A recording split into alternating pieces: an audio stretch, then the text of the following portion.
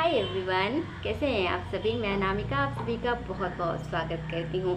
उम्मीद है कि आप सब बहुत अच्छे होंगे और आप सबकी तैयारी भी बहुत अच्छी तरीके से चल रही होगी।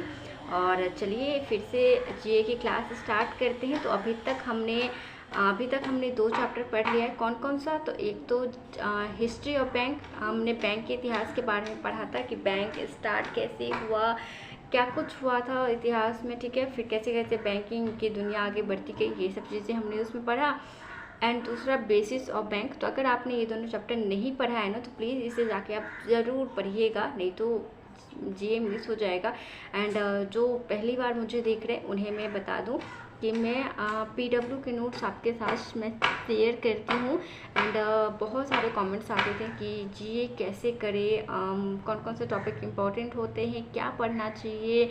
मुझे कुछ समझ नहीं आता, तो मैंने सबका एक ही सॉल्यूशन निकाला। मैंने सोचा कि मैं तो पढ़ ही रही हूँ पीडब्ल्यू में, फिर आप लोगों को इतनी टेंशन लेने की क्या ही ज़रूरत है। तो मैं अपने पीडब्ल्यू के नोट्स, जीए के पीडब्ल्यू के नोट्स आपके साथ में शेयर करती हूँ। वहाँ जो सर पढ़ाते हैं मैं आपके साथ आपको फ्री में बताती जाती हूँ। आपको कोई भी पेड करने की कहीं भी ज़रूरत नहीं है, आपको अब कहीं भी भटकने की ज़रूरत नहीं है। यहाँ पे आपको आसान भाषा में आपको समझाया जाता है। एक दोस्त के नाते मैं आपके साथ नोट शेयर करती हूँ। तो इसे अगर आपको पसंद आए तो इसे ज़रूर लाइक कीजिएगा, अपने दोस्तों को भी ज़रूर बताया कीजिएगा। और फ्री में आपको ये चीज़ अवेलेबल होती है, तो इससे अच्छी बात और क्या ही हो सकती है, राइट। तो अच्छा लगे तो ज़रूर मुझे कमेंट में बताया करो यार। मुझे भी इंतज़ार रहता है आपके कमेंट का, ठीक है। तो ज़्यादा बात नहीं करते, बाद में बातें करेंगे, अभी पढ़ाई स्टार्ट कर लेते हैं, ठीक है। तो आज हम पढ़ेंगे ना, 2 चैप्टर तो हमने कर लिया था, आज 3rd चैप्टर हम करेंगे। तो आज 3rd चैप्टर का नाम है फंक्शंस ऑफ बैंक, कि बैंक फंक्शंस कैसे करते हैं, ठीक है, बैंक कैसे काम करता है, ठीक है।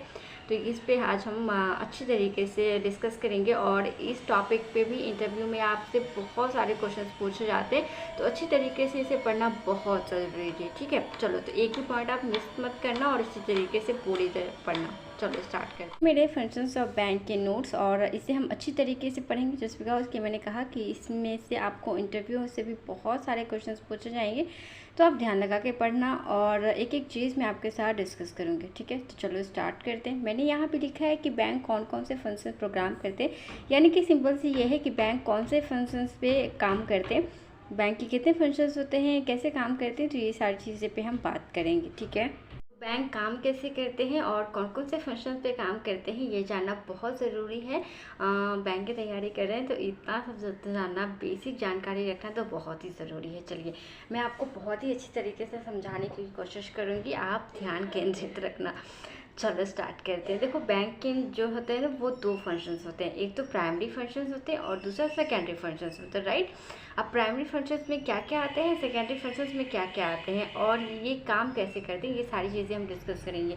देखो, पहले हम प्राइमरी फंक्शंस पे बात करते हैं। प्राइमरी फंक्शंस में वो सारे काम आते हैं जो बैंक के मेन काम होते हैं, ठीक है। अब मेन काम क्या क्या होते हैं, देखो, आप इमेजिन करो कि आप बैंक में करो, और बैंक में आप पहली नज़र में क्या देखते हो। जैसे बैंक में एंटर किया तो पहली नज़र में क्या देखते हो, आप देखते हो कि डिपॉजिट या विड्रॉल के लिए एक लंबी लाइन लगी रहती है, राइट। हमेशा आप इसी चीज़ की लंबी लाइन देखते हो कि साइड में बैठे हुए बहुत सारे ऐसे लोग हैं जो लोन के लिए फॉर्म फिल करें, राइट।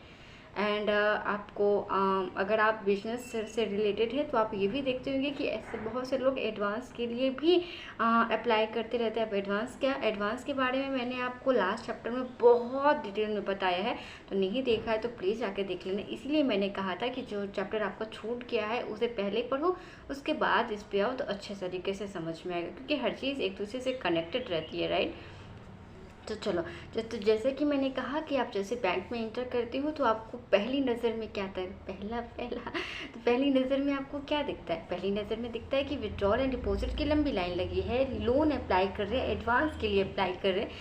तो जो पहली नज़र में दिखता है वही तो मेन काम है ठीक है। बैंक का जो है वो मेन काम होता है आपका डिपॉजिट करवाना, विड्रॉल करवाना, आपको लोन प्रोवाइड करवाना, एंड आपको एडवांस की सुविधा देना, राइट। तो ये आपसे इंटरव्यू में अगर पूछे तो इंटरव्यू वाला अगर पूछे कि बताओ कि बैंक के मेन काम क्या होते हैं, तो आप सीधा सीधी कह सकते हैं कि बैंक के जो मेन काम होते हैं ना, वो होते हैं कि लोन प्रोवाइड करवाना, एडवांस प्रोवाइड करवाना, विड्रॉल करवाना एंड डिपॉजिट करवाना। ये बैंक के 4 प्रमुख काम हैं जो कि प्राइमरी फंक्शंस में आते हैं। ठीक है, अब बात करते हैं सेकेंडरी फंक्शंस के। अच्छा, बात करते हैं सेकेंडरी फंक्शन की। आप ये सोच रहे होंगे कि बैंक इतने सारे जब काम कर ही रहे थे, मेन काम तो वो कर ही रहा था, फिर उसे और काम करने की क्या ही ज़रूरत थी। तो बात ये है मेरे भाई साहब, बात ये है कि ये है कंपटीशन का दौर, राइट। यहाँ हर फील्ड में कंपटीशन है। आप टीचिंग लाइन में चले जाओ तो वहाँ कंपटीशन चल रहा है, स्टूडेंट लाइफ में आओ तो वहाँ कंपटीशन चल रहा है, किसी और फील्ड में जाओ तो वहाँ कंपटीशन चल रहा है। तो वैसे ही बैंकिंग सेक्टर भी है। बैंकिंग भी एक दूसरे से कंपटीशन करते हैं और चाहते हैं कि हम दूसरे बैंक से कैसे आगे निकले। देखो, जब भारत में बैंक की सुविधा ज़्यादा नहीं थी ना, तो लोगों को जो मिल रहा था वही अमृत था। लेकिन अब लोगों के पास बहुत सारी सुविधा हो चुकी है, राइट। लोगों को पता है कि इस बैंक में यहाँ नहीं मिलेगा तो दूसरे में तो मिल ही जाएगा, राइट। भारत में अब बहुत सारे बैंक हैं, बहुत सारे गवर्नमेंट बैंक हैं, बहुत सारे प्राइवेट बैंक हैं, बहुत सारे फॉरेन बैंक हैं। हर बैंक एक दूसरे से आगे निकलने की होड़ में लगा हुआ है। जो बैंक अगर गवर्नमेंट बैंक जो सुविधा नहीं देगा वो प्राइवेट दे रहा है, जो प्राइवेट नहीं देगा वो फॉरेन दे रहा है। अब किसी को तो ये बात पचेगी नहीं भाई, हर किसी को ज़्यादा से ज़्यादा प्रॉफिट चाहिए खुद के बैंक में, राइट।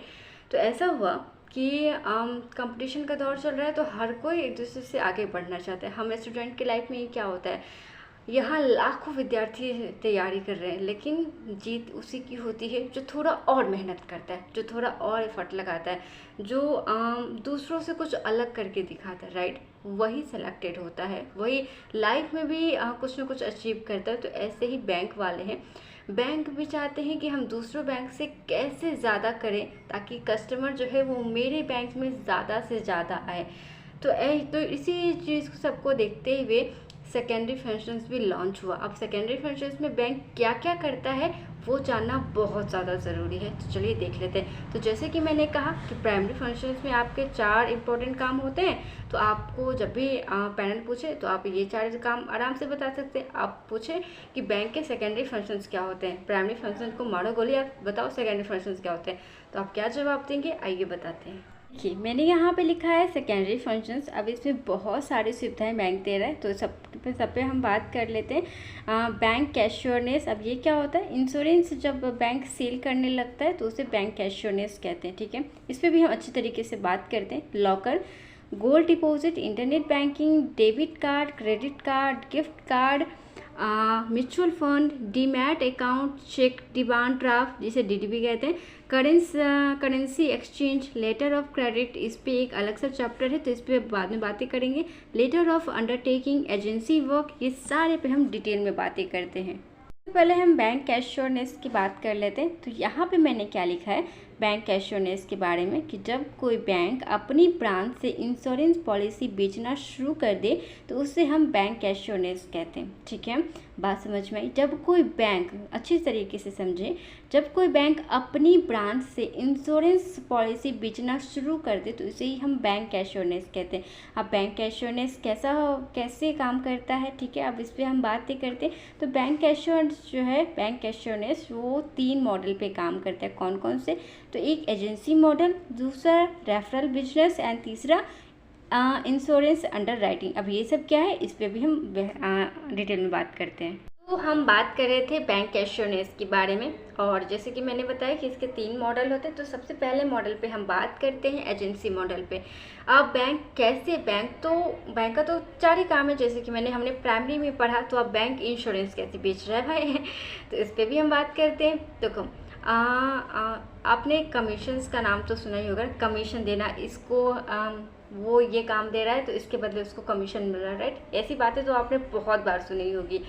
ऐसी बहुत सारी कंपनियां होती हैं जो एजेंट रखती हैं कि अच्छा, ये वाला भी किस्सा आपने सुना होगा कि कुछ ऐसी कंपनियां होती हैं जो तेल, साबुन, सर्फ ये सब होता है, वो कुछ एजेंट को पकड़ती हैं और बोलती है तुम घर घर जाके बेचो, उसको कमीशन मिलता है। ये वाला सुना है ना।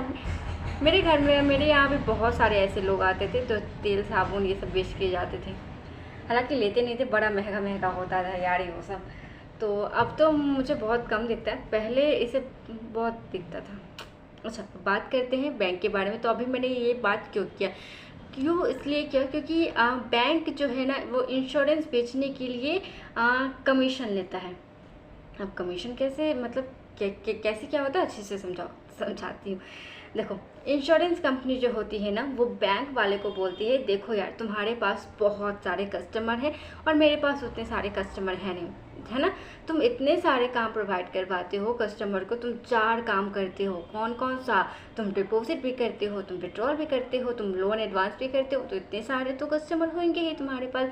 और मैं तो सिर्फ इंश्योरेंस बेचता हूँ, तो मेरे पास कहाँ से इतने कस्टमर होंगे यार, तो चलो ना एक दूसरे से दोस्ती कर लेते हैं। अब बैंक कहा कि भाई ये है मतलबी दुनिया, हम तुमसे ऐसे वैसे दोस्ती नहीं करेंगे। तो इंश्योरेंस वाला कहा कि कैसे दोस्ती करोगे तुम, तो बैंक ने कहा दो कुछ, तो इंश्योरेंस वाला कहा हाँ हाँ ठीक है ठीक है दे देंगे, लेकिन तुम्हें मेरा काम करना पड़ेगा। बैंक बोला हाँ कर देंगे, चलो पहले पैसा दो।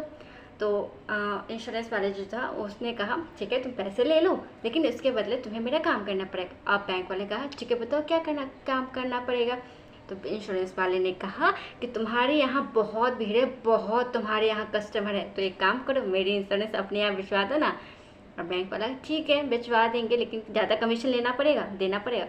बोला हाँ हाँ ले लो तो ऐसे ही करके इंश्योरेंस वाले ने बैंक वाले को अपना एजेंट बनाया और कमीशन देके अपना इंश्योरेंस बैंक वालों से बिचवाने लगे, ठीक है। लेकिन ऐसा है कि बैंक, अच्छा ये स्टोरी मैं आपको बाद में बताऊंगी क्योंकि ये चीज़ रेफरल बिजनेस में आता है। तो एजेंट मॉडल में बस इतनी ही बात आती है कि इंश्योरेंस वाले बैंक वाले को पकड़ते हैं और कहते हैं कि तुम मेरा इंश्योरेंस भिजवा दो, हम तुमको कमीशन देते हैं। बैंक वाले कहते हैं लाओ मैं तुम्हारा इंश्योरेंस भिजवा देता हूँ और तुम मुझे कमीशन दो। बस इतनी सी कहानी है एजेंट मॉडल में। जब कोई आपको पूछे कि बैंक एश्योरेंस में एजेंट मॉडल का क्या काम होता है तो आप सिंपल सी बता देना। यहाँ पे भी मैंने यही चीज़ लिखा है, देखो इंश्योरेंस कंपनी जो होते हैं वो कमीशन देती है, अग्रीमेंट करती है बैंक वालों से, और बैंक वाले एजेंट बनते हैं और कस्टमर को बेच देते हैं इंश्योरेंस, ठीक है। अब इसमें कस्टमर को क्या लाभ, तो कस्टमर को बंडल ऑफ बेनिफिट्स मिलते हैं। बैंक वाले को भी प्रॉफिट हो रहा है कि उसे कमीशन मिल रहा है, इंश्योरेंस वाले को भी प्रॉफिट हो रहा है कि उसका इंश्योरेंस बेचा जा रहा है। अब कस्टमर को क्या प्रॉफिट हो रहा है, कस्टमर क्यों खरीद रहा है, कस्टमर को प्रॉफिट ये हो रहा है कि उसे बहुत 4 चीज़ें तो उसे बैंक से मिलती ही थी, अब एक और चीज़ें अब उसे बैंक से मिलने लगी। इंश्योरेंस भी उसे, इंश्योरेंस के लिए भी अब उसे इंश्योरेंस कंपनी नहीं भागनी पड़ती है, वह बैंक में ही आपको इंश्योरेंस भी मिल जाता है। तो बहुत सारी चीज़ें जब आपको एक साथ मिलने लगे तो उसे ही बंडल ऑफ बेनिफिट्स कहते हैं।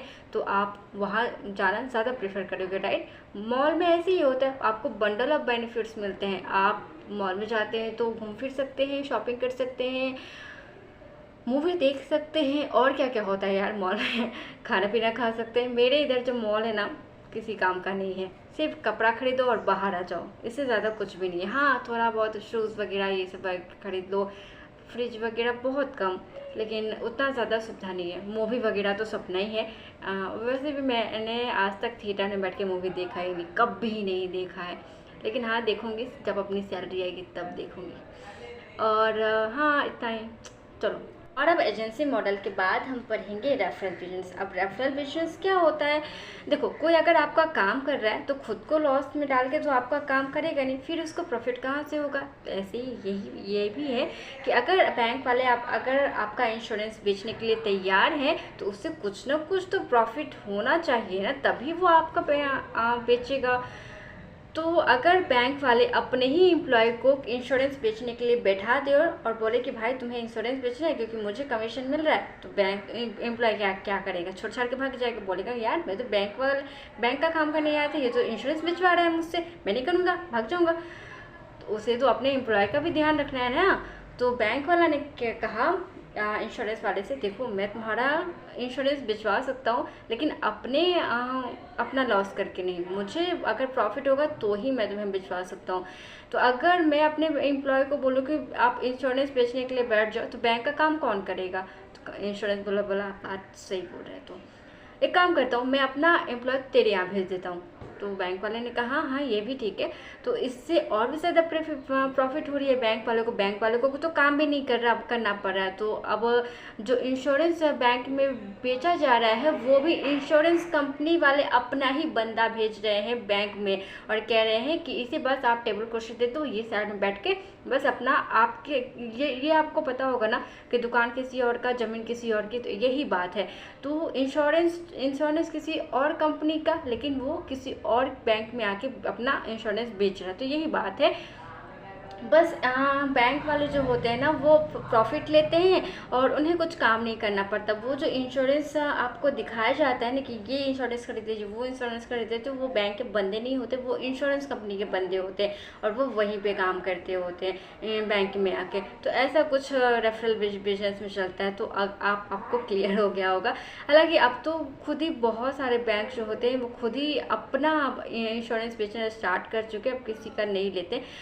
ये भी टॉपिक हम आगे ही बढ़ेंगे, लेकिन फिलहाल आप इतना रेफरल बिजनेस में समझो कि इंश्योरेंस वाले जो होते हैं वो अपना एम्प्लॉय बैंक में भेजते हैं और बैंक में जाके वो इंश्योरेंस वाले एम्प्लॉय जो होते हैं वो वहाँ काम करते हैं और वहाँ अपना इंश्योरेंस बेचते हैं। यहाँ पे लिखा है SBI bank, SBI general insurance, SBI life insurance. ठीक है, जैसे कि मैंने कहा कि हर बैंक आप अपना इंश्योरेंस खोलना स्टार्ट कर दिया। कोटक महिंद्रा का भी ले लो, कोटक महिंद्रा का भी इंश्योरेंस कंपनी है, पंजाब नेशनल भी इंश्योरेंस बेचता है। ठीक है, ऐसी बहुत सारे बैंक हैं जो अब इंश्योरेंस भी बेचते हैं।